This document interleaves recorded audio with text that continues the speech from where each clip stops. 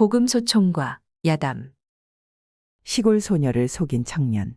옛날 어느 시골 마을에 어린 시절부터 같이 자란 처녀 총각이 살았습니다. 두 처녀 총각은 소꿉친구였지만 사소한 일에도 티격태격 싸우기 일쑤였습니다. 광철이는 바보래요. 에베베베. 뭐라고? 정화 넌 선머슴처럼 하고 다니면서. 하루는 처녀와 총각이 각자 자기네 밭에서 일을 하고 있었습니다. 정화는 밭에서 김매기를 했고 광철이는 소에 쟁기를 걸어 밭갈이를 했습니다. 하지만 일하는 동안에도 둘은 서로를 향해 깐족대며 놀리기를 멈추지 않았습니다. 일 안 하고 놀러만 다니던 광철이가 웬일이래? 장가 가려면 열심히 일해야지. 광철이가 장가를? 시집 올 여인은 있고? 지금은 없지. 그래도 나만큼 괜찮은 사내라면 여인네들이 가만 놔둘 리 있겠어? 어이구, 김칫국도 너무 들이키면 속 버린다. 그렇게 처녀 총각은 서로를 놀리며 일을 했습니다. 마침 점심 무렵이 다가오는데 하늘에서 비가 쏟아졌습니다. 비가 점점 굵어지네. 빗줄기가 너무 심해지자 둘은 그만 흠뻑 젖어버리고 말았습니다. 비에 젖어 옷이 달라붙자 처녀와 총각의 몸매가 고스란히 다 드러나는 것이었습니다. 아, 광철이가 언제 저리 사내다워졌지? 정화는 광철이를 힐끔힐끔 보면서 속으로 생각했습니다. 한편 총각도 처녀의 고혹적인 몸매를 보고 얼굴이 붉어졌습니다. 아니, 언제나 선머슴 같던 정화가 어찌 저리 예뻐진 거야? 광철의 말처럼 정화는 젊음의 싱그러움과 여인의 아름다움을 겸비한 고혹적인 모습이었습니다. 그러던 둘은 서로 눈이 마주치고 말았습니다. 이를 어째? 내가 훔쳐보고 있던 것을 정화에게 들키고 말았어. 정화 이것이 또 놀리려나? 하면서 속으로 생각하고 있었지만 둘은 아무런 말도 하지 못하고 잠시 쳐다만 볼 뿐이었습니다.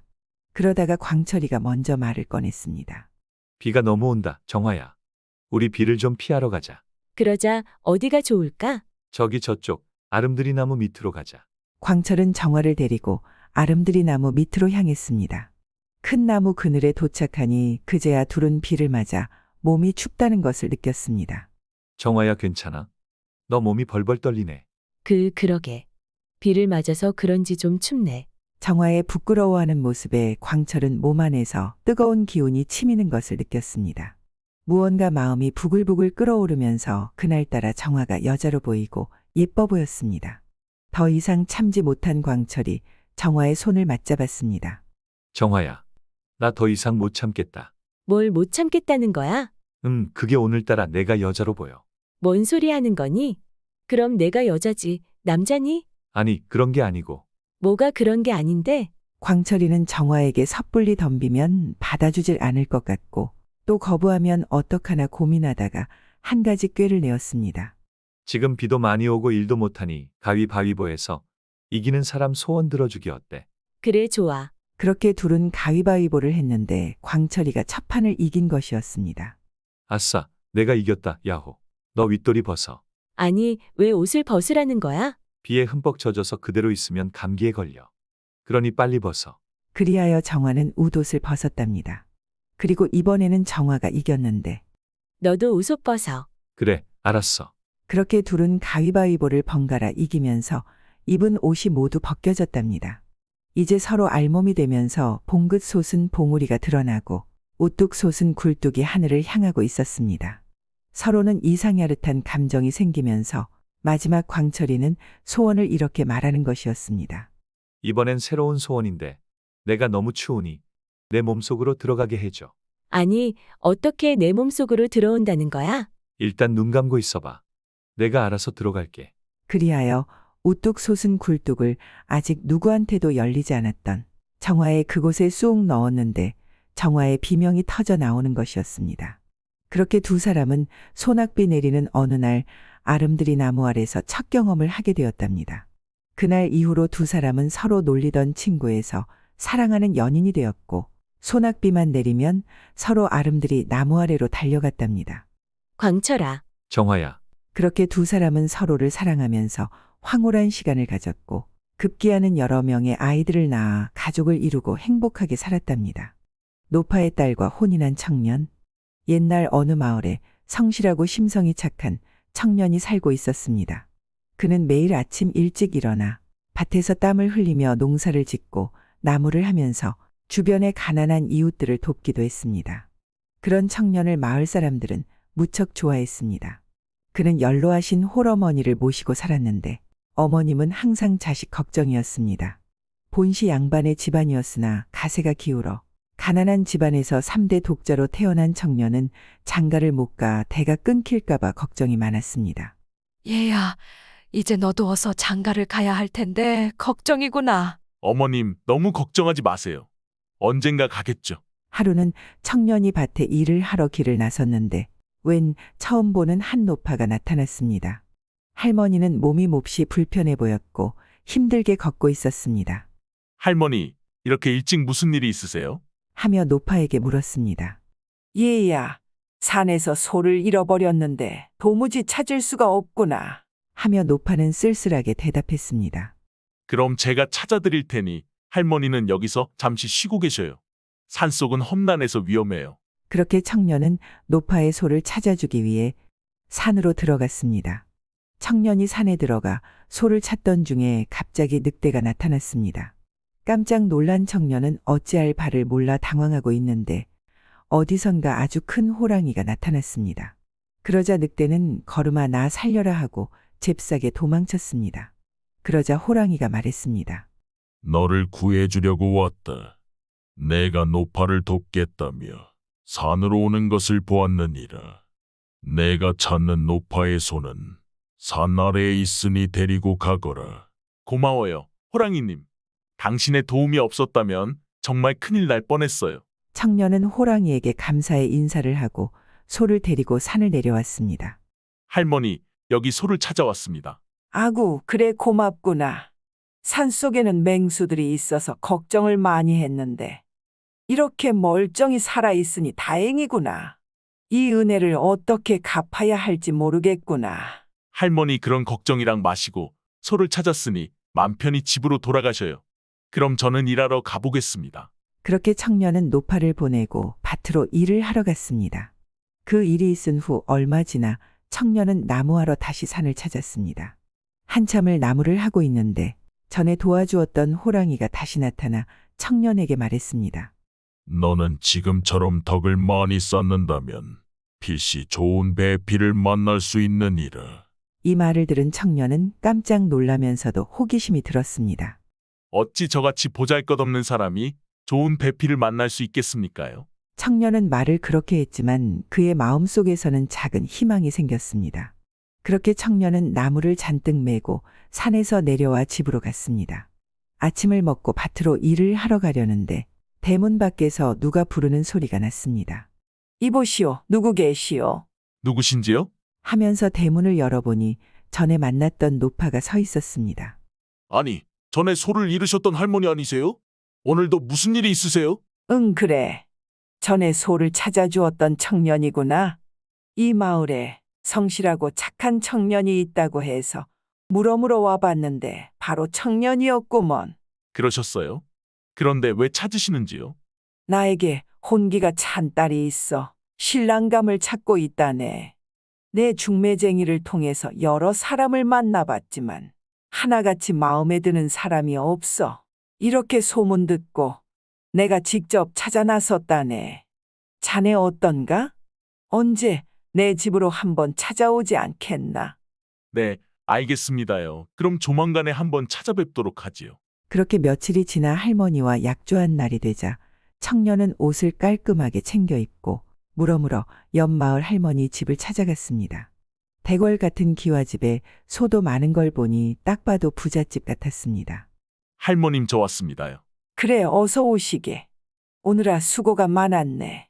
할머니는 청년을 안방으로 안내하고 딸을 불렀습니다. 정심아, 이리 들어와 보거라. 방문이 열리자 어여쁜 처녀가 고개를 숙이고 살포시 들어왔습니다. 그 모습을 본 순간 청년은 가슴이 콩닥거리기 시작했습니다. 백옥같이 흰 피부에 곱게 빗은 머리가 너무도 아름다워 숨이 멎을 것만 같았습니다. 자, 두 사람은 지금부터 내 말을 잘 들어보거라. 내 딸은 지금껏 단 한 번도 남자와 얼굴을 마주한 적도 없다네. 중매쟁이들이 뭐라 했는지 딸은 보지도 않고 소가 몇 마리고 재산이 얼마나 되는지 이런 것만 묻더군. 그래서 속물들은 모두 내 손에서 퇴짜를 놓았다네. 헌데 내가 마을 사람들에게 자네에 대한 소문을 듣고는 자네가 무척 궁금했다네. 그래서 아침 일찍 소를 한 마리 끌고 가서 산에다 풀어놓고 자네가 일하러 가는 길에서 기다렸던 것이네. 그런데 마침 자네가 나를 보고 먼저 말을 걸어주더군. 보통 사내들은 산속에 맹수들이 있어서 남이를 목숨까지 걸어가며 하지 않는다네. 하지만 자네는 다르더군. 소를 잃은 나를 불쌍히 여겨 위험을 무릅쓰고 산속으로 들어가 소를 찾아주는 모습을 보고 내 자네를 제대로 알게 되었다네. 그러니 자네는 내 딸과 혼인한다면 내 딸을 목숨 걸고 지킬 거라 생각이 드는데 자네 생각은 어떠한가? 그런 뜻이 있으셨던 거군요. 제가 소를 찾으러 산에 갔을 때 늑대가 나타났었는데 그때 마침 어떤 호랑이가 나타나 늑대를 쫓아주었습니다요. 그래서 무사히 소를 찾아올 수 있었습니다요. 그래, 알고 있다네. 호랑이는 우리 조상님이 호랑이가 되어 마을과 우리 가문을 지켜주고 있다네. 그래서 자네를 위험에서 지켜준 것이네. 그랬었군요. 말씀을 들어보니 이제야 모두 이해가 됩니다요. 그래, 그건 그렇고 자네 내 딸을 어떻게 생각하는가? 저야 너무 감사한 일이죠. 저같이 가진 것 없고 보잘것없는 사람에게 이렇게 훌륭한 가문의 아리따운 따님이 어찌 가당키나 하겠습니까요? 그래, 그럼 승낙한 것으로 알겠네. 그럼 정심이 생각은 어떠하느냐?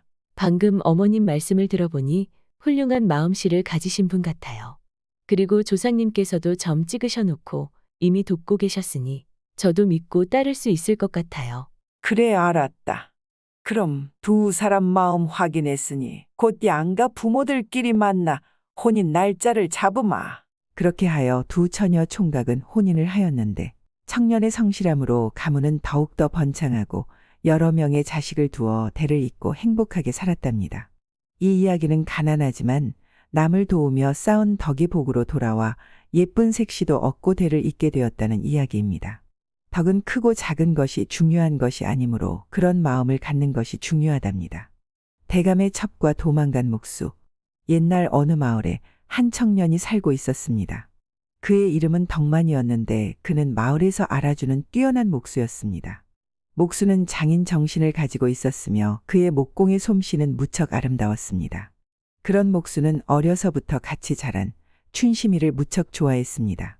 춘심이도 덕만이의 목공 솜씨에 반해 두 사람은 서로를 사랑하고 있었습니다. 춘심아, 이거 봐봐. 어제 완성한 작품인데 너 주려고 만들었어. 그래, 너무 예쁘다. 너는 어쩜 이렇게 솜씨가 좋니? 그렇게 덕만이는 춘심이를 위해 예쁜 장식들을 만들어 주곤 했답니다. 춘심의 방에는 덕만이가 만들어준 예쁜 장식들과 조각으로 가득했습니다.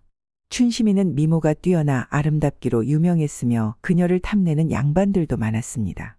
그러던 어느 날 춘심의 아버지가 한양의 높은 벼슬아치에게 큰 빚이 있었는데 기한이 되어도 빚을 갚지 못하자 춘심이를 벼슬아치 대감의 후처로 보내기로 했습니다.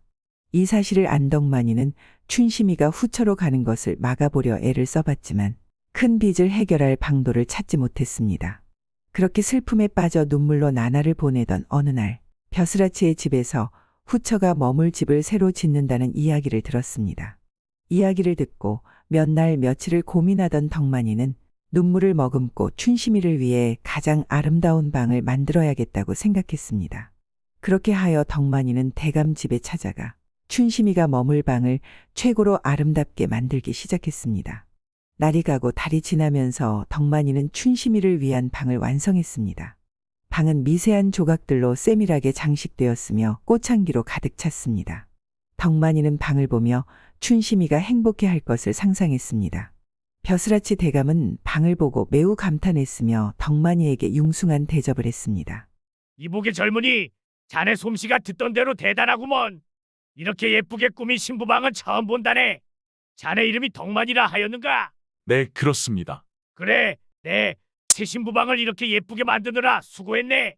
오늘은 마음껏 먹고 마시게나. 대감은 신부의 방에 흡족하여 칭찬과 대접이 융숭했지만 덕만이는 그런 것에 관심이 없었습니다. 그는 오직 춘심이만 생각하고 있었습니다. 그렇게 신부방이 완성되자 춘심이는 대감의 집으로 떠났습니다. 덕만이는 춘심이를 보내는 것이 마음 아팠지만 그는 그녀가 행복하게 살 것을 생각하며 눈물을 닦았습니다. 덕만이는 자신의 사랑이 춘심이를 행복하게 만드는 데에 조금이라도 기여할 수 있다는 것에 위안으로 삼았습니다. 하지만 며칠 후 춘심이가 흔적도 없이 사라졌다는 소문이 들려왔습니다. 덕만이는 놀라서 대감의 집으로 달려갔지만 대감도 춘심이의 행방을 알지 못했습니다. 대감의 말에 따르면 춘심이는 집에 들어온 첫날 신부방에 들어간 후부터 사라진 것이었습니다. 덕만이는 춘심이에게 무슨 일이 일어났는지 알 수 없었습니다. 덕만이는 춘심이를 찾기 위해 밤낮으로 뛰어다녔지만 그녀의 행방은 묘연했습니다. 그는 점점 절망에 빠지기 시작했습니다. 그런데 어느 날 밤 꿈에서 춘심이가 나타났습니다. 춘심이는 꿈에서 그에게 말했습니다. 덕만아, 사랑의 영원히. 그리고 우리 둘만의 추억이 있는 곳에서 만나. 꿈에서 깬 덕만이는 춘심이가 자신의 사랑을 알고 사라졌을 거라는 생각이 들면서 더욱 춘심이를 찾아다녔습니다. 그러다 문득 어젯밤 꿈에서 춘심이가 한 말이 생각났습니다.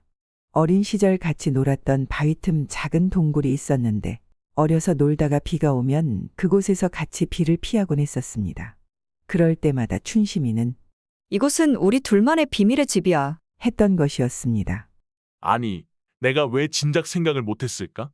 하면서 쉬지 않고 달려가 보니 춘심이가 쓰러져 있었는데 의식은 없었지만 숨은 쉬고 있었습니다.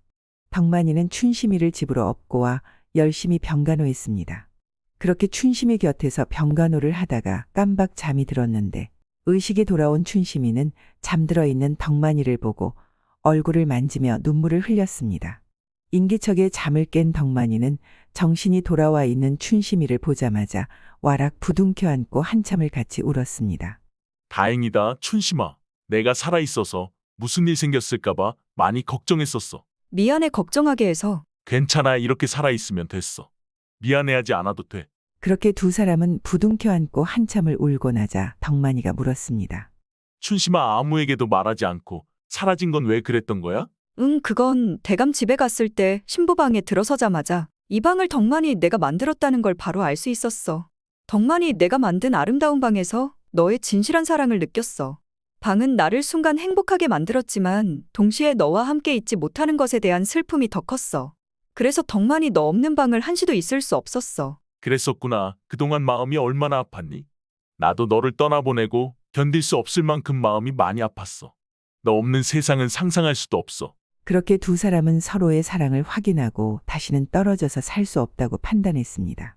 춘심아, 우리 두 사람 다시는 떨어지면 안 될 것 같아. 나도 그래. 그럼 우리 둘이 멀리 떠날까? 그래, 그러자. 그게 좋겠어. 그리하여 둘은 간단히 짐을 챙겨 야간을 틈타 먼 길을 떠났습니다. 쉬지 않고 가다 보니 어느새 달이 바뀌었는데 멀리 바다가 보이는 것이었습니다. 저기 바다가 보인다. 그러게 신난다. 바다는 처음 봐. 나도 그래. 우리가 바다까지 왔다니 믿어지지 않아. 그렇게 땅끝까지 간 두 사람은 그곳에 작은 오두막집을 짓기 시작했습니다. 덕만이의 목공 실력으로 작은 오두막집을 지었는데 참으로 아담하고 예쁜 집이 지어졌습니다.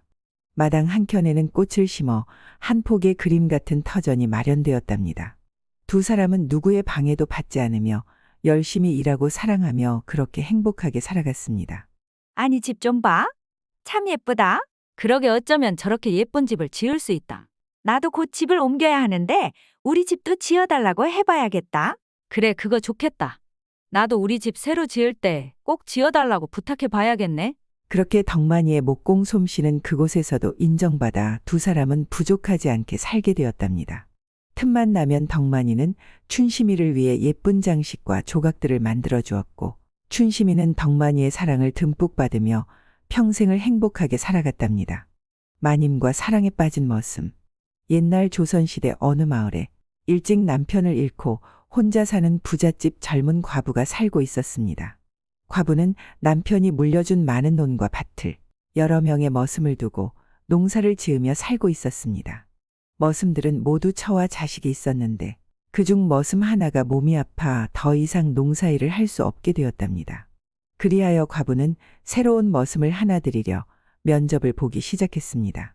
그렇게 하루에도 여러 명씩 면접을 보았는데 하루는 젊고 훤칠한 총각 성찬이가 찾아왔습니다. 성찬이는 죽은 남편을 많이 닮았는데 과부는 죽은 남편이 환생해서 온 게 아닌가 하는 생각도 하게 되었습니다. 그렇게 여러 명의 머슴을 보고 난 후 마님은 성찬이가 무척 궁금했습니다. 그리하여 성찬이를 새로운 머슴으로 채택을 하게 되었답니다. 그렇게 성찬이는 마님의 새 식구가 되었는데 어찌나 성실하고 똑똑한지 머슴들 중에서도 단연 돋보였답니다. 하루는 마님이 성찬이의 능력을 시험해 보고자 성찬이를 불렀습니다. 예, 성찬아, 내가 콩 한 말 줄 테니 너는 콩 한 마를 가지고 가서 내 능력껏 불려보거라. 마님, 어찌 같은 하찮은 머슴에게 그렇게나 중한 일을 맡기시는지요? 내가 너의 능력이 하도 궁금하여 그러는 것이니 너는 마음껏 내 능력을 발휘해 보거라. 그렇다면 마님의 본부대로 한번 해보겠습니다요. 그리하여 성찬이는 마님에게서 콩 한 마를 받아가지고 장터로 향했습니다. 콩 한 마를 지고 장터에 도착한 성찬이는 이걸 어떻게 불려야 하나 하고 고민이 많았습니다. 그리하여 곡물을 파는 곳을 찾아다니며 콩 한 마를 팔아보려 해봤지만 쉽지가 않았습니다. 그렇게 몇 날 며칠을 돌아다녀 봐도 팔 수가 없자 지친 몸을 이끌고 마지막 남은 엽전을 가지고 주막에 들러 국밥 한 그릇으로 끼니를 때우고 더 이상 엽전이 없자 성찬이는 주모에게 이렇게 말했습니다. 이보시 주모, 내가 엽전이 떨어져서 그런데 이 콩을 사주지 않겠소? 그래요. 어디 콩 좀 봅시다요.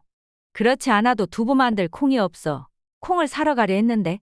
그렇게 주모는 성찬이의 콩을 보고 나서 흡족해하며 열량에 사겠다고 하는 것이었습니다. 주모의 뜻밖의 소리에 성찬이는 얼른 그러겠다고 했습니다.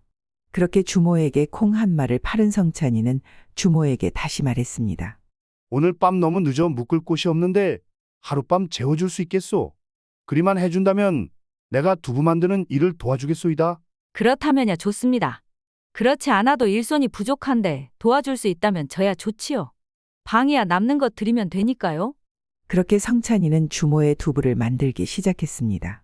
늦은 밤까지 주모의 두부를 만든 성찬이는 온몸이 땀에 젖었는데 주모가 이렇게 말하는 것이었습니다. 이보시오 총각, 온몸이 땀에 젖었으니 목욕하고 이 옷으로 갈아입으시오. 고맙소. 그렇지 않아도 꿉꿉했는데. 그리하여 성찬이는 뒤뜰에서 옷을 벗고 목욕을 하였습니다. 주모는 부엌에서 뒷마무리하다가 우연히 성찬이가 목욕하는 것을 보게 되었는데 얼굴이 훤칠한 데다 온몸이 우락부락하게 근육이 찬 것을 보고 순간 얼굴이 벌겋게 달아오르며 가슴이 콩닥거리는 것이었습니다. 애구머니나, 내가 무슨 생각을 하고 있담 남사스럽게? 목욕을 마친 성찬이는 피곤에 지쳐 방에 들어가 금세 잠이 들었습니다. 일을 마친 주모도 목욕을 하고 방에 들어가 잠을 자려 했는데 성찬이의 벗은 몸이 자꾸 생각나는 것이었습니다. 하도 오랫동안 남정네와의 관계가 없었던 주모는 이를 참지 못하고 성찬이 방에 들어가 성찬이 옆에 누웠습니다. 그러자 인기척에 잠이 깬 성찬이는 깜짝 놀라 주모를 바라보며 말했습니다. 아니 주모, 이게 다 뭔 일이오? 이복의 총각, 내 오늘은 총각이 좋아서 그런 것이니 오늘 밤 나랑 남한산성을 쌓아보면 어떨까? 그렇게 그날 밤 성찬이와 주모는 남한산성을 쌓았는데 주모가 지금까지 겪어본 것 중에 최고였답니다. 그 일이 있은 후로 성찬이는 주막에 필요한 콩을 장터에서 사다가 계속 대주게 되었고 밤에는 주모와 남한산성을 쌓다 보니 어느새 한 달이 훌쩍 흘렀습니다.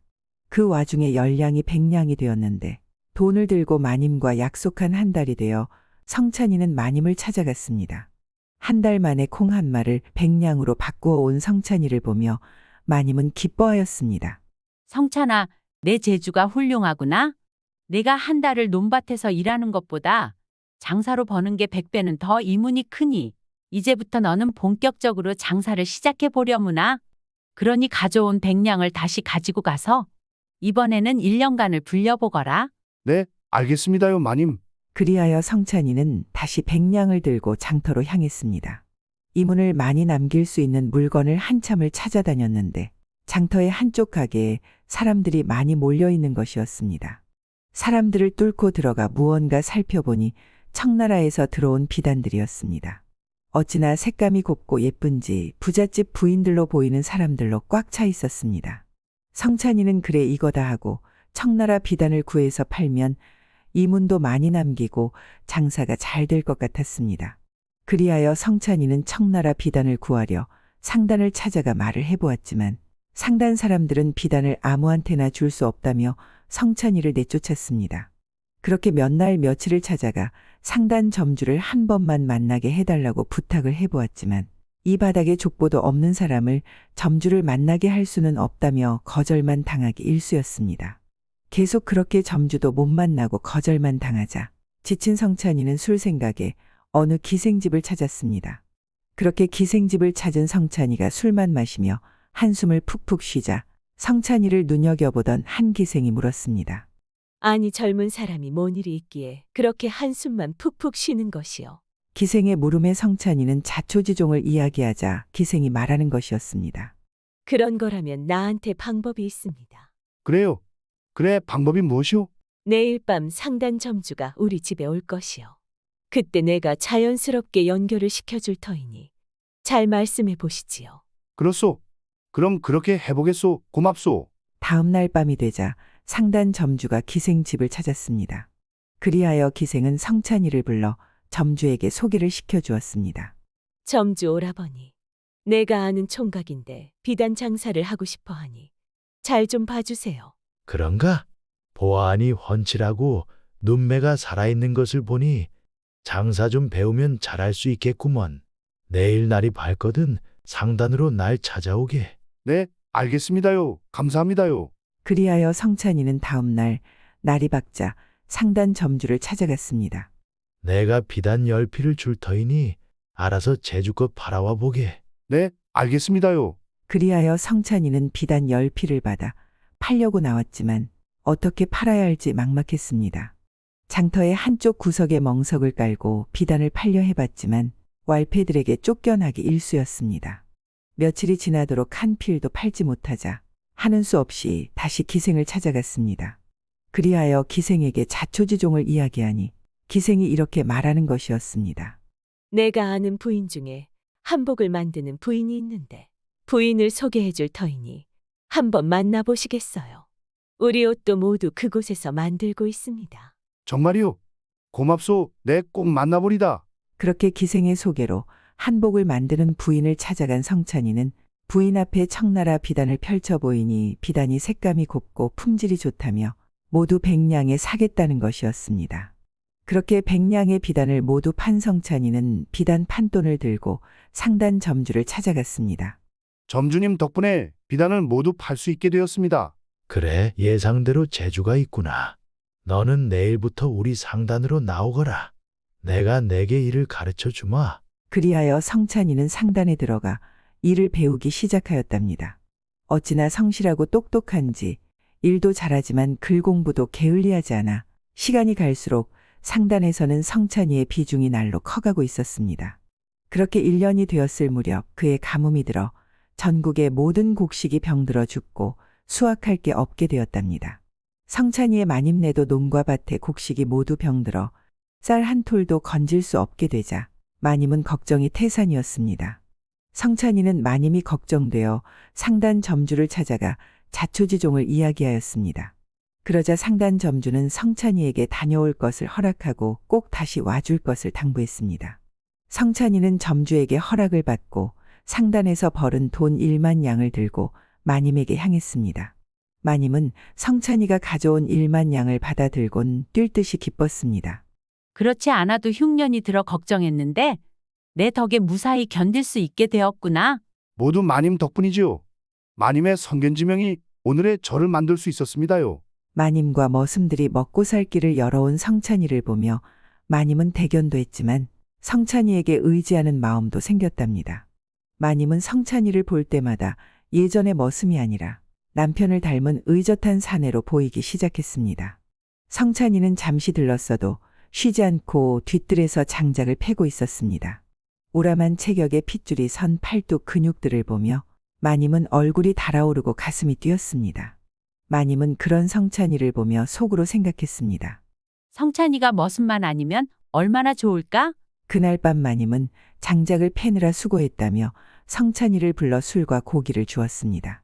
성찬이가 술을 거하게 먹고 취기가 오르자 자리에서 잠이 들었는데 마님은 그런 성찬이를 보면서 이상야릇한 감정이 생기기 시작하였습니다. 남편을 닮은 성찬이와 술을 나누어 마신 마님도 서서히 취기가 오르면서 자기도 모르게 성찬이 옆에 누웠습니다.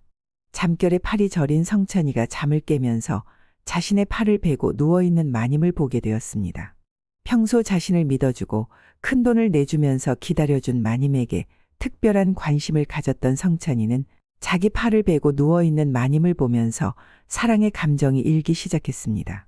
그렇게 두 사람은 서로를 믿어주고 기다려주고 그러면서 서로에 대한 믿음이 커졌던 것이 그날 밤은 사랑으로 발전했답니다. 그렇게 두 사람은 서로를 믿고 의지하면서 밤이면 함께 사랑을 나누었습니다. 후로도 성찬이는 상단에서 열심히 일했고 급기야는 점주 다음으로 상단에서 제일 가는 1인자가 되었답니다. 나라에 오랫동안 가뭄이 들어 수년째 흉작이 이어졌어도 마님은 성찬이가 벌어다주는 돈으로 걱정 없이 살 수 있게 되었고 그럴 때마다 마님은 성찬이를 더욱더 의지하게 되었답니다. 그럴수록 두 사람의 사랑은 더욱 커져만 갔고 신분 차이를 떠나 사랑하는 연인이 되어 성찬이는 마님을 보살피며 평생을 행복하게 살았답니다. 도적 장영기. 흔히 조선시대의 도적이라고 하면 홍길동, 임꺽정, 장길산 같은 인물을 떠올리기 마련입니다. 그러나 활약상으로 따지자면 그들보다 훨씬 강렬했던 도적이 있었으니 예종과 성종의 치세인 이대에 걸쳐서 온 나라를 공포에 떨게 했던 장영기가 그 경우입니다. 전라남도 무안 출신인 장영기는 지리산을 본거지로 삼아 초가집 20채를 짓고 무례배 100여 명을 모아서 밤이면 패거리를 경상도와 전라도 각지로 보내 불을 지르고 약탈을 일삼았습니다. 도적들이 그렇듯이 장영기 또한 매우 잔인했습니다. 길 가는 사람을 만나면 곧바로 죽이고 물건을 빼앗기 일쑤였습니다. 처음에는 밤에만 도적질을 하다가 세력이 커지자 낮에도 거리낌 없이 도적질을 일삼았으며 저항하는 자가 있으면 즉각 죽여버렸습니다. 이러자 사람들은 장영기 무리가 오는 것을 보면 집에 있는 재물을 모조리 갖다 바쳐서라도 목숨을 보전하려고 했습니다.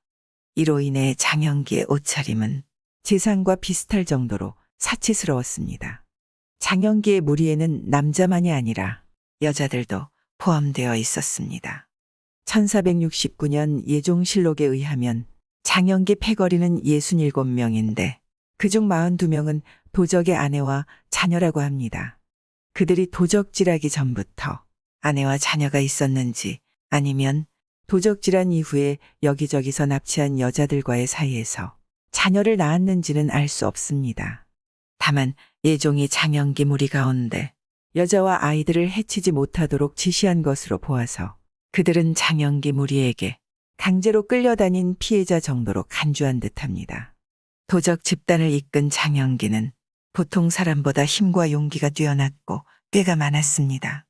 또한 행동이 하도 재빨라 어디서 와서 어디로 가는지를 알 수가 없었습니다. 장영기 일당은 보통 육지에서 노략질을 하다가 관군이 많이 몰려오면 재빨리 바다를 건너서 섬으로 도망쳐 숨어버렸습니다. 이 때문에 관군들은 장영기 일당을 좀처럼 제압하지 못했습니다. 전라도 절도사 허종 또한 관군을 거느리고 여러 차례 그들과 싸웠으나 제대로 이기지 못해서 장영기를 마치 호랑이처럼 두려워했습니다. 장흥 부사 김순신이 군사를 동원해 장영기 일당을 포위하고 섬멸하려 했다가 장영기 패거리가 쏜 화살을 가슴에 맞고 크게 다치는 바람에 군사들이 당황했고 그 틈을 이용해 장영기 일당이 관군의 포위망을 뚫고 달아나버린 일도 있었습니다. 내금위의 선상근이란 사람은 장영기를 체포하러 쫓아다니다가 휘장을 치고 뚜껑을 덮은 가마를 맨 사람들을 만났습니다. 가마를 맨 사람들은 자신들이 진주 목사의 부인을 데리고 있다고 말했지만 선상근은 그들을 도적으로 여겨 체포하려고 했습니다. 그러자 가마꾼들은 곧바로 태도를 바꿔 선상근을 죽이고 그의 머리를 잘라서 가져갔습니다. 선상근의 추측대로 그들은 도적이 맞았던 것입니다. 도적 무리가 진주 목사의 부인이라고 우겼던 여자는 그들이 거느린 아내 중 한 명인 듯합니다. 그런가 하면 전라남도 한평에 사는 좌랑 벼슬을 지낸 송씨라는 사람이 딸의 결혼식을 치르려고 했는데 결혼식을 올리기 며칠 전에 장영기 일당이 쳐들어와서 딸을 납치해가는 사건도 있었습니다. 이렇듯 장영기 일당이 미친 듯이 날뛰자 경상도와 전라도 일대에서는 장영기에게 납치당하거나 약탈을 당할까봐 두려워서 길을 다니는 사람들의 흔적이 끊어질 지경이었습니다. 장영기 패거리의 악명은 조정에까지 알려졌고 예종실록을 보면 이들 도적단의 처리에 대해 예종과 대신들이 심각하게 논의하여 대책을 내놓았음을 알 수 있습니다. 장영기를 사로잡은 군인과 백성에겐 상으로 벼슬을 3단계씩 올려주거나 상으로 면포 100피를 주고 노비가 잡으면 노비 신분에서 해방시켜주며 장영기 무리 가운데 광군에게 협조하는 자는 그의 죄를 사면하고 보통 사람과 똑같이 포상한다는 실로 파격적인 내용이었습니다. 예종이 죽고 난 뒤에 즉위한 성종도 장영기 토벌에 큰 관심을 기울였습니다. 성종실록에 의하면 성종은 장영기 일당과 싸울 때 목숨을 잃은 군사에게는 장례식과 제사를 지내주고 그 가족에게는 세금을 면제해주라 하고 명령을 내렸습니다. 이렇듯 국가 공권력에 맞서 싸우던 장영기는 해가 바뀐 1470년 마침내 김순신이 이끈 광군의 토벌을 받아 죽임을 당했습니다. 그의 시체는 목이 잘린 채로 조선 팔도를 돌며 구경거리가 되었습니다.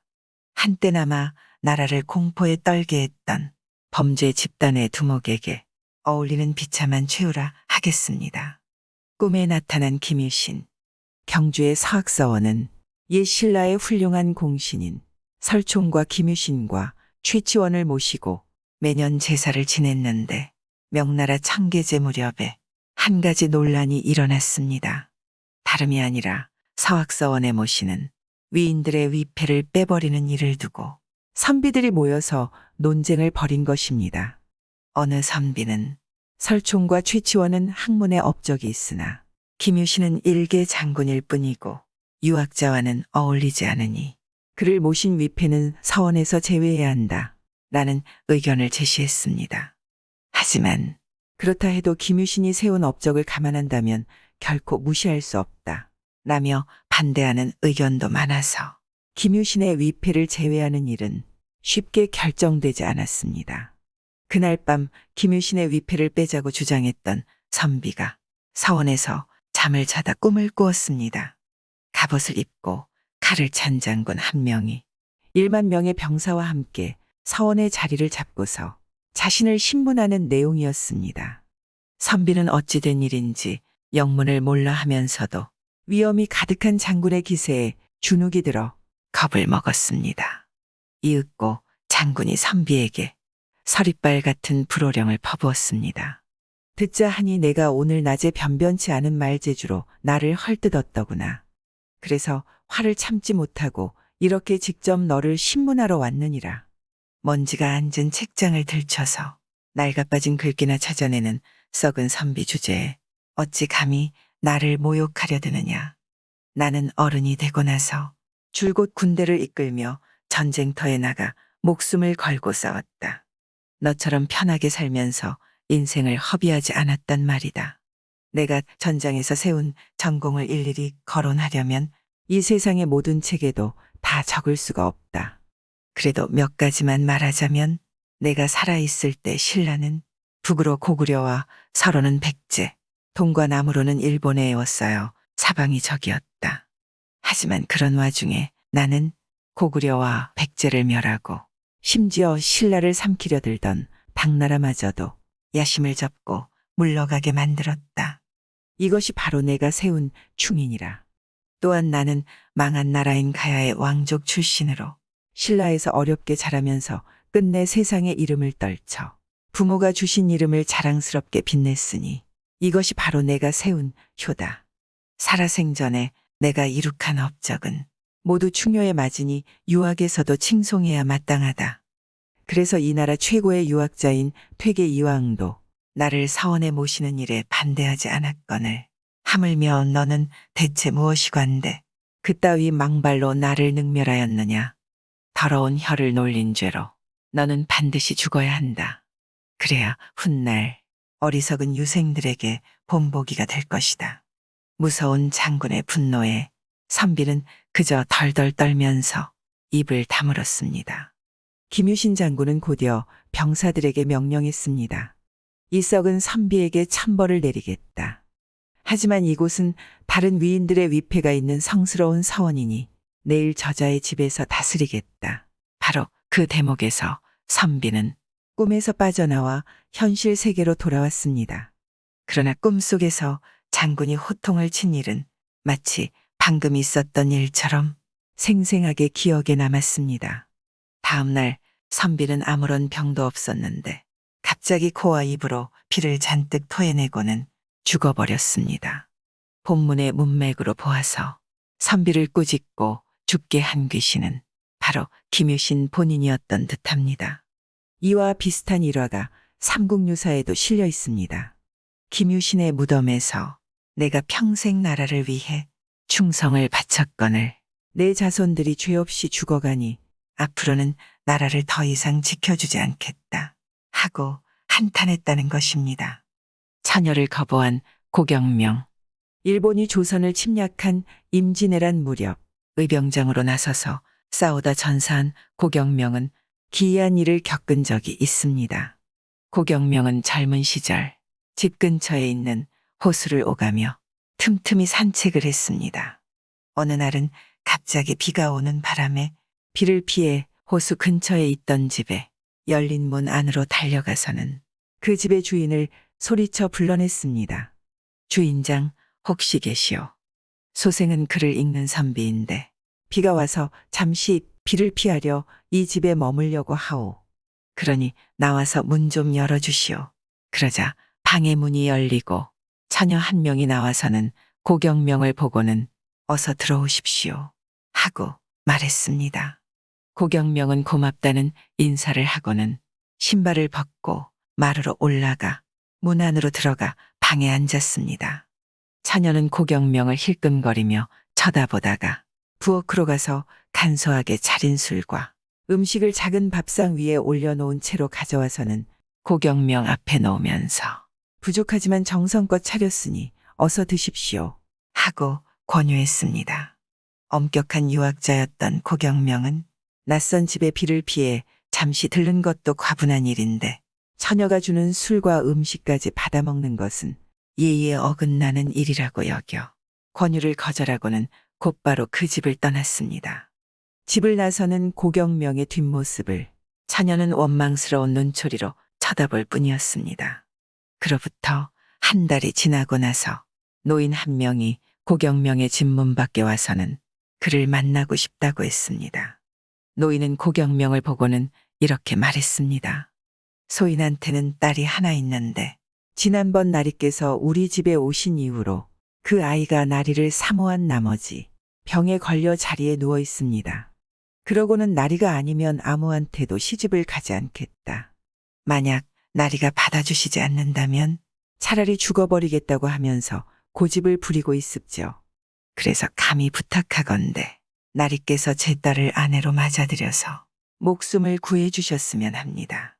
고경명은 노인의 청에 답하지 않고서 손을 내저으며 노인더러 돌아가라고 했습니다.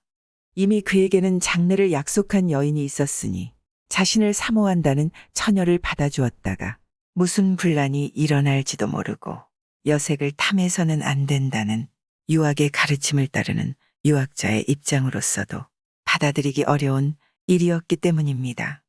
고경명이 거절하자 노인은 문을 나서서 슬프게 울며 떠나갔는데 두 번 다시 소식이 없었습니다. 그 일이 있고 난 뒤로 고경명은 관직 생활이 힘들어져 위로 올라가지 못하고 계속 낮은 벼슬에 머무르는 판국이었습니다. 어느 날 우연히 호수를 지나다 큰 소나기가 쏟아져서 근처에 있는 집으로 비를 피해 들어갔는데 그곳은 고경명이 젊었을 때 처녀를 만난 집이었습니다. 그런데 뜰에는 잡초가 무성하고 집 안에는 아무런 소리가 없어 조용한 게 기분이 나쁠 지경이었습니다. 고경명이 그 집의 음침한 분위기가 싫어서 그냥 나가려고 하자 갑자기 큰 구렁이 한 마리가 역겨운 냄새를 풍기며 마루 밑으로부터 나타나더니 순식간에 고경명한테로 다가와서는 그의 몸을 칭칭 휘감고는 성난 눈초리로 노려보았습니다. 비록 말은 통하지 않았으나 고경명은 필시 그 구렁이가 옛날 자신이 거부한 처녀의 원혼이 죽어서 다시 태어난 것이라고 믿고는 곧 사과하며 내가 너의 부탁을 거절해서 너를 죽게 했구나. 지금 와서 생각해보니 내가 너무 몰인정했구나. 내가 나를 해치고 싶다면 그렇게 해도 좋다. 라고 말했습니다. 그러자 구렁이는 한참 동안 고경명을 노려보다가 고개를 떨구고 눈물을 흘리더니 곧 고경명을 감싼 몸을 풀고는 마루 밑으로 들어갔습니다. 구렁이가 사라지자 고경명은 얼른 그 집을 나와 집으로 돌아왔습니다. 그날 밤 그의 꿈에 죽은 처녀가 나타나서 소녀가 나중에 구렁이로 다시 나타난다면 죽을 징조인 줄 아십시오. 하고 말하고는 사라져버렸습니다. 이런 일이 있은 지 한참 후인 1592년 7월 9일 임진왜란 때 고경명은 아들인 고인호와 함께 의병을 일으켜 금산에서 일본군과 싸우기 위해 기다리고 있었습니다. 그런데 의병들이 놀라서 시끄러운 소리를 내기에 무슨 일이냐 하고 말하며 달려가 보니 그 구렁이가 나타나서는 의병들의 뒤에 누워 있었습니다. 그 모습을 본 고경명은 드디어 내가 죽을 날이 왔구나 라고 깨닫고는 다음 날인 10일까지 일본군에 맞서 힘을 다해 싸우다 고인호와 함께 전사했습니다. 자신의 사랑을 받아주지 않은 남자를 저주하여 전쟁터에서 죽게 한 이 설화는 여러 내용으로 바뀌어 나타납니다. 임진왜란 당시 탕금대 전투에서 전사한 신립장군도 이런 설화가 있었다고 합니다. 도적 김일동, 성종 임금이 다스린 시절의 조선은 가장 태평스러운 때라고 알려져 있습니다. 하지만 사실을 알고 보면 그렇지만도 않습니다. 성종 임금의 치세에 살인과 강도로 악명을 떨친 도적 김일동이 버젓이 활동했기 때문입니다. 김일동의 이름은 성종일기에서 처음으로 언급됩니다. 황해도 관찰사인 김극검이 성종 임금에게 황해도의 강도인 김일동과 그를 따르는 도적이 떼를 지어 약탈하여 신계연의 감옥에 가두었는데 김일동이 그의 무리 10여 명과 감옥의 문을 열고서 모두 도망쳤습니다. 라고 보고해온 것입니다. 8일 후인 성종일기 기사에서 제찰사 이철견은 성종 임금에게 김일동의 어머니와 아내를 잡아다가 황해도 해주의 감옥에 가두고 그들이 훔친 물건은 재령에 두었습니다. 한데 김일동 무리가 밤중에 재령으로 몰려와서는 갑옷을 입은 채로 관할을 향해 활을 쏘면서 우리의 작물을 돌려주지 않으면 모두 죽인다라고 협박하자 겁을 먹은 김극검은 부엌 밑에 숨었고 고을 관리들이 작물을 돌려주며 제발 물러가라고 애걸하자 그제야 김일동 무리가 떠났습니다. 라는 내용의 보고서를 올렸습니다. 그 뒤에 이철견의 부하인 종사관 홍자는 김일동이 도둑질을 해온 지가 7년이나 지났지만 사람들이 겁을 먹고 고발을 하지 못합니다. 라고 말했습니다. 보통 도적은 물건을 훔치는 도둑질이 주된 목적이므로 빨리 달아날 수 있도록 몸을 가볍게 하기 마련입니다. 그런데 김일동 무리는 갑옷을 입고 활을 쏘며 나타났다고 하니 무척 흥미롭습니다. 그 갑옷은 아마도 조선시대 병사들이 가슴과 배를 보호하기 위해 입던 엄신갑이 아닐까 싶습니다. 갑옷을 입은 도적은 조선시대에 매우 보기 드문 경우에 속합니다. 여러 정황을 볼 때 김일동은 군사였다가 불만을 품고 탈영하여 도적이 된 것은 아닐지요. 한편 김일동이 붙잡힌 어머니와 아내를 돌려달라는 말은 하지 않고 자기들이 훔친 작물을 돌려주지 않으면 모두 죽이겠다고 한 점도 눈길을 끕니다. 이기적이고 포악한 도적이라 가족보다 재물을 더 중시했던 모양입니다. 1489년 성종일기 기사를 보면 김일동이 광군에 맞서 싸워서 수한 군수 김기정은 몸에 몇 군데 상처를 입고 광군도 죽은 자가 있으니 아마도 쉽게 잡지 못할 듯합니다. 라는 내용이 있습니다.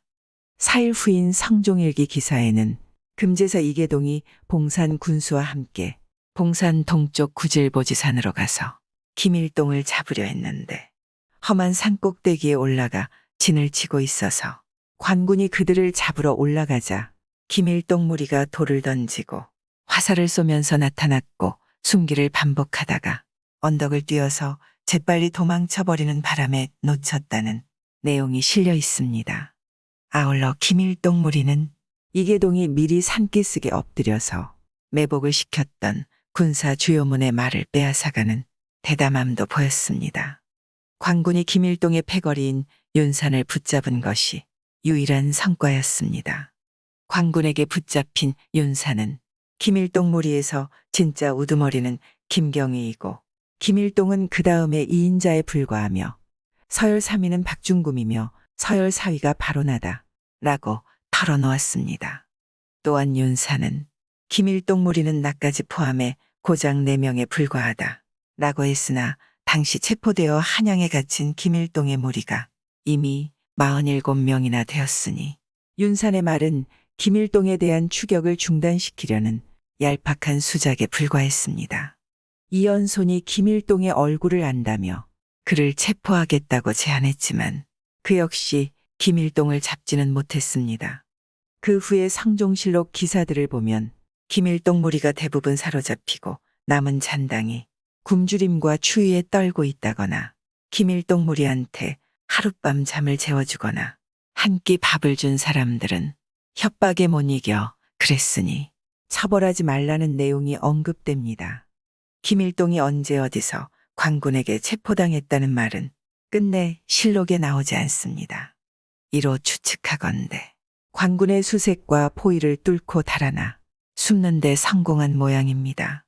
임꺽정을 비롯하여 조선시대의 악명을 떨친 도적 대부분이 광군에 체포되어 죽은 것을 생각한다면 그는 운이 좋았다고 해야 할까요? 능력이 좋았다고 해야 할까요? 도적 장영기. 흔히 조선시대의 도적이라고 하면 홍길동, 임꺽정, 장길산 같은 인물을 떠올리기 마련입니다. 그러나 활약상으로 따지자면 그들보다 훨씬 강렬했던 도적이 있었으니 예종과 성종의 치세인 이대에 걸쳐서 온 나라를 공포에 떨게 했던 장영기가 그 경우입니다. 전라남도 무안 출신인 장영기는 지리산을 본거지로 삼아 초가집 20채를 짓고 무렵에 100여 명을 모아서 밤이면 패거리를 경상도와 전라도 각지로 보내 불을 지르고 약탈을 일삼았습니다. 도적들이 그렇듯이 장영기 또한 매우 잔인했습니다. 길 가는 사람을 만나면 곧바로 죽이고 물건을 빼앗기 일쑤였습니다. 처음에는 밤에만 도적질을 하다가 세력이 커지자 낮에도 거리낌 없이 도적질을 일삼았으며 저항하는 자가 있으면 즉각 죽여버렸습니다. 이러자 사람들은 장영기 무리가 오는 것을 보면 집에 있는 재물을 모조리 갖다 바쳐서라도 목숨을 보전하려고 했습니다. 이로 인해 장영기의 옷차림은 재상과 비슷할 정도로 사치스러웠습니다. 장영기의 무리에는 남자만이 아니라 여자들도 포함되어 있었습니다. 1469년 예종실록에 의하면 장영기 패거리는 67명인데 그중 42명은 도적의 아내와 자녀라고 합니다. 그들이 도적질하기 전부터 아내와 자녀가 있었는지 아니면 도적질한 이후에 여기저기서 납치한 여자들과의 사이에서 자녀를 낳았는지는 알 수 없습니다. 다만 예종이 장영기 무리 가운데 여자와 아이들을 해치지 못하도록 지시한 것으로 보아서 그들은 장영기 무리에게 강제로 끌려다닌 피해자 정도로 간주한 듯합니다. 도적 집단을 이끈 장영기는 보통 사람보다 힘과 용기가 뛰어났고 꾀가 많았습니다.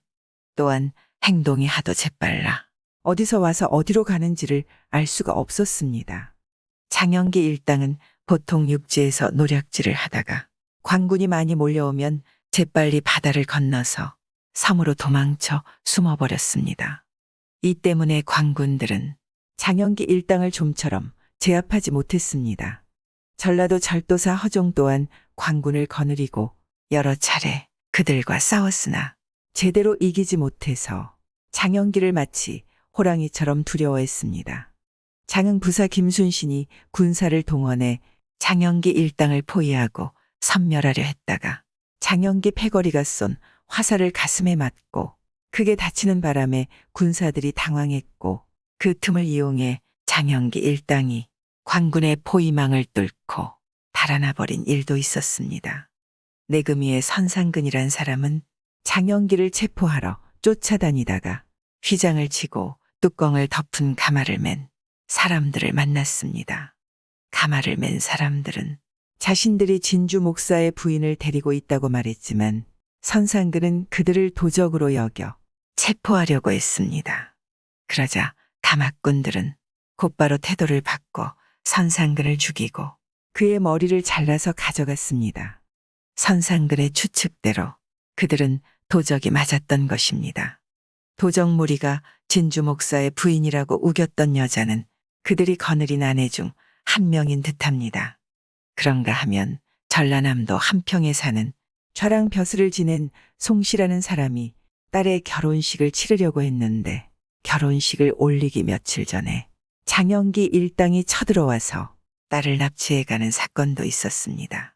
이렇듯 장영기 일당이 미친 듯이 날뛰자 경상도와 전라도 일대에서는 장영기에게 납치당하거나 약탈을 당할까봐 두려워서 길을 다니는 사람들의 흔적이 끊어질 지경이었습니다. 장영기 패거리의 악명은 조정에까지 알려졌고 예종실록을 보면 이들 도적단의 처리에 대해 예종과 대신들이 심각하게 논의하여 대책을 내놓았음을 알 수 있습니다. 장영기를 사로잡은 군인과 백성에겐 상으로 벼슬을 3단계씩 올려주거나 상으로 면포 100피를 주고 노비가 잡으면 노비 신분에서 해방시켜주며 장영기 무리 가운데 광군에게 협조하는 자는 그의 죄를 사면하고 보통 사람과 똑같이 포상한다는 실로 파격적인 내용이었습니다. 예종이 죽고 난 뒤에 즉위한 성종도 장영기 토벌에 큰 관심을 기울였습니다. 성종실록에 의하면 성종은 장영기 일당과 싸울 때 목숨을 잃은 군사에게는 장례식과 제사를 지내주고 그 가족에게는 세금을 면제해주라 하고 명령을 내렸습니다. 이렇듯 국가 공권력에 맞서 싸우던 장영기는 해가 바뀐 1470년 마침내 김순신이 이끈 광군의 토벌을 받아 죽임을 당했습니다. 그의 시체는 목이 잘린 채로 조선 팔도를 돌며 구경거리가 되었습니다. 한때나마 나라를 공포에 떨게 했던 범죄 집단의 두목에게 어울리는 비참한 최후라 하겠습니다. 은혜 갚은 암행어사. 통제사 유진왕이 젊었을 적 선전관으로 대궐에 숙직하고 있었습니다. 그에는 이모년 1762년으로 아주 엄한 금주령이 내려져 있었습니다. 어느 달 밝은 밤 임금이 숙직 선전관은 입시하라는 명을 내렸습니다. 진왕이 명을 받들고 입시하니 임금은 긴 칼 하나를 하사하며 교시를 내렸습니다. 내 들으니 아직도 여염집에서 술을 많이들 빚는다고 한다. 너는 이 칼을 가지고 나가 3일 안에 술 빚는 사람을 잡아들이도록 하라. 그러지 못하면 내 머리를 바쳐야 할 것이니라. 진왕이 명을 받들고 물러났습니다. 그는 집으로 돌아와서 소매로 얼굴을 가리고 드러누웠습니다. 그가 사랑하는 첩이 물었습니다. 무엇 때문에 이렇게 갑자기 침울하세요? 내가 술 좋아하는 건 너도 알지. 술을 못 마신 지 오래되어서 갈증이 나 죽을 지경이다. 첩이 말했습니다. 날이 저물고 나서 술을 구해볼 테니 조금만 기다려보세요. 밤이 되자 첩이 말했습니다. 술 있는 집을 알아요. 제가 직접 가야 살 수 있답니다. 그러고는 술병을 끼고 치마로 얼굴을 덮고 문을 나섰습니다. 진왕이 몰래 그 뒤를 따라가 보았습니다. 첩은 동쪽 마을 한 초가집으로 들어가더니 술을 사서 나왔습니다.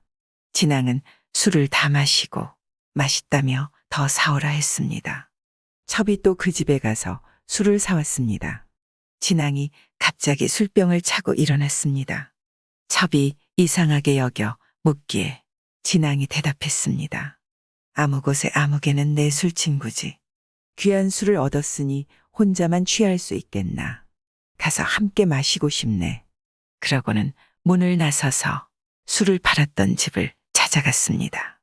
진앙이 문 안으로 들어가 보니 몇 칸 안 되는 오두막집은 비바람도 막지 못할 정도였습니다. 한 유생이 등불을 밝히고 책을 읽고 있다가 진앙을 보고 이상하게 여기면서 일어나 맞이했습니다. 손님께서는 이 깊은 밤 무슨 일로 이곳까지 오셨습니까? 진앙이 자리를 잡고서 말했습니다. 나는 왕명을 받들고 왔어. 그러고는 허리춤에서 술병을 꺼내 들었습니다. 이 술은 이 댁에서 판 것이오. 일전에 이러저러한 하교가 있었어. 이미 발각되었으니 나와 함께 가야겠어. 유생은 한참을 아무 말도 못하다가 이윽고 말했습니다. 법을 어겼으니 무슨 변명을 할 수 있겠습니까? 하나 집에 늙은 어머니가 계시니 부디 아직 인사나 하고 가도록 해주십시오. 그러시오. 유생이 안으로 들어가서 낮은 목소리로 어머니를 불렀습니다. 노친이 놀라 물었습니다. 우리 진사님인가? 잠 안 자고 무슨 일로 왔니? 유생이 대답했습니다. 제가 전에 말씀드렸지요.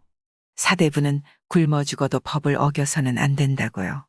어머니가 끝내 제 말을 들어주지 않았습니다. 이제 붙잡혔으니 소자는 곧 죽게 되었습니다. 노친이 방성대고 가며 말했습니다. 하늘이시여, 땅이시여, 이게 무슨 일입니까? 내가 몰래 술을 빚은 건 재산을 탐해서가 아니었다. 내가 아침 저녁으로 먹을 끼니를 마련하기 위해서였어. 오늘 이렇게 된 건 다 내 죄다. 장차 이를 어떻게 하나. 이러고 있는데 그쳐도 놀라 일어나 가슴을 치고 통곡했습니다. 유생이 천천히 말했습니다. 일이 이 지경에 이르렀으니 통곡한들 무슨 소용이 있겠어. 우리에게 아들이 없으니 내 죽으면 부디 당신이 내가 살아있을 때처럼 노친을 잘 모셔주시오. 아무 마을, 아무개 형제는 아들이 몇이나 되니 그중 한 명을 데려와 양자로 삼아 편안히 지내시오. 유생은 이렇게 신신당부를 하고 나갔습니다. 유진왕은 밖에서 그 이야기를 다 듣고서 심히 측은한 마음이 일어났습니다. 유생이 나오자 진왕이 물었습니다. 노친의 춘추가 어떻게 돼요? 이른입니다. 아들은 있소? 없습니다. 유진왕이 또 말했습니다. 이런 광경은 사람으로서 참아볼 수가 없구려. 나는 아들이 둘이나 있고 부모님도 안 계시니 내가 대신 죽겠소. 그대는 마음 놓고 술이나 다 내어오시오. 유생이 술을 가져와 같이 마셨습니다. 진왕은 술그릇을 모두 깨뜨려 마당에 묻고 말했습니다. 노친을 모시고 사느라 집안 형편이 말할 수 없을 지경이 되었겠죠. 내 이 칼로서 한때의 마음을 표하고자 하니 이걸 팔아서 노친을 봉양하는 것이 좋겠소. 진왕은 차고 있던 칼을 끌어주고 떠나려 했습니다. 주인이 한사코 사양했지만 그는 돌아보지도 않고 떠났습니다. 주인이 성명을 묻자 이렇게 대답했습니다. 나는 선전관이요. 성명은 물어 무엇하겠소. 그러고는 훌쩍 떠났습니다. 다음 날이 임금이 명을 내린 기한이 되는 날이었습니다. 진왕이 대궐로 들어가 처벌을 기다리니 임금이 물었습니다. 술 빚은 사람을 잡아왔는가? 잡지 못했나이다. 임금이 노여워하며 말했습니다. 그렇다면 내 머리는 어디에 있느냐? 진왕이 엎드려 한참 동안 아무 말도 못했습니다. 임금은 삼배도 제주안치를 명했습니다. 진왕은 몇 년간 귀양살이를 하고 풀려났지만 10여 년간 벼슬을 얻지 못했습니다. 그는 늦게야 복직되어 초계원에 제수되었습니다. 그러나 몇 년 동안 원으로 있으면서 자기 이익만 챙기니 백성들이 모두 수군댔습니다. 하루는 암행어사가 출두하여 창고를 봉하고 곧바로 관하로 들어갔습니다. 어사는 형구를 갖추고 우두머리 좌수와 수리, 창고의 곡식 등을 담당하는 아전 등을 모두 잡아들였습니다. 유진왕이 문틈으로 보니 암행어사는 동쪽 마을수를 빚었던 집의 유생이었습니다. 그래서 진왕이 뵙기를 청하니 어사가 엉뚱하다고 여기며 그에 대해서는 답도 하지 않고 말했습니다. 어찌하여 본관이 뵙기를 청하는가? 정말 모렴치하도다. 진왕이 곧장 들어가 절을 했습니다. 어사는 돌아보지도 않고 정색하며 꼿꼿이 앉아만 있었습니다. 진왕이 물었습니다. 어사또께서는 본관을 모르시겠습니까? 어사는 한참 아무 말 없이 있다가 혼잣말했습니다. 본관을 내가 어찌할까? 진왕이 말했습니다. 귀대기 예전에 동쪽 아무 마을에 있지 않았습니까? 어사가 움찔 놀라며 물었습니다. 왜 그걸 묻는가? 모년 모월 모일 밤 술을 금하는 일로 왕명을 받들었던 선전관을 혹 기억하십니까? 어사가 더욱 놀라며 말했습니다. 기억하지. 본관이 바로 그 사람입니다. 어사가 급히 일어나 손을 잡고 눈물을 비오듯 흘리며 말했습니다. 그 은인을 오늘에야 만나게 되다니 이게 다 하늘의 뜻 아니겠소. 그러고는 형구를 물리치게 하고 여러 죄인도 다 석방해주고는 밤이 다하도록 회포를 풀었습니다. 어사는 며칠 더 머물다가 돌아가서 포상을 요청하는 장계를 올렸습니다. 암행어사의 포상 장계 중에서 이보다 좋은 것은 없었습니다. 임금은 그 지적을 가상하게 여겨 유진왕을 삭주부사에 제수했습니다. 그뒤 진왕은 대신의 지위에 올랐는데 그제야 그 일을 털어놓았습니다. 당시 사람들이 떠들썩하게 그 의로움을 이야기했습니다. 유진왕은 지위가 한 번에 통제사에 이르렀습니다. 암행어사는 소론 대신인데 성명을 잊어버려 기록할 수가 없습니다. 구독과 좋아요, 알람 설정 부탁드리옵니다.